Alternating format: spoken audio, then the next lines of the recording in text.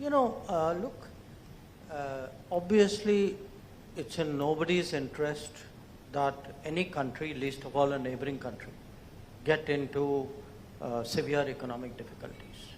Nobody sensible, nobody mature would even nurse that thought.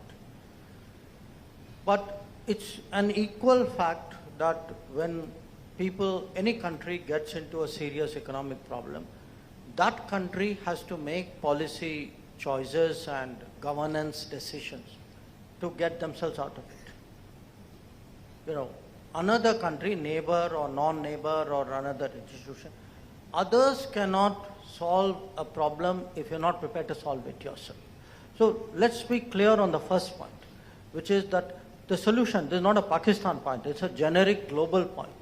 Any country in deep economic difficulties has to come out of it through, what the world can do is to provide options and support systems. But the bottom line has to be done by that country, and often it will require very tough choices. Now, I want all of us to remember, we went through this 30 years ago. So it's not something which happens to other people. It also happened to us. It happened to us not once. It happened to us maybe not with the same severity at various other points of time in our modern history as well. But having said that, the reality of this particular relationship is that it has a fundamental issue which we cannot and we must not avoid. And that issue is that of terrorism. Because the moment you start doing these walkarounds, that, let's find a joint statement which will which will get us agreed language. Let us reach out at this point and see where this goes. That's been the talk of the last 75 years. And look where it got us.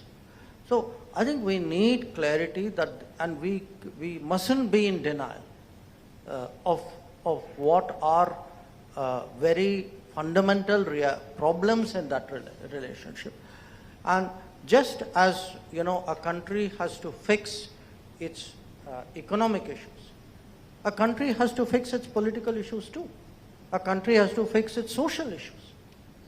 No country is ever going to come out of a difficult situation and become a prosperous power if its basic industry is terrorism. So among the changes which need to be made are also changes pertaining to all of that. So I think that remains a very major problem. I also think, as today, as someone in politics, if I were to look at any big decision I'm making, I would also look at what is the public sentiment. I would have a pulse. What do my people feel about it?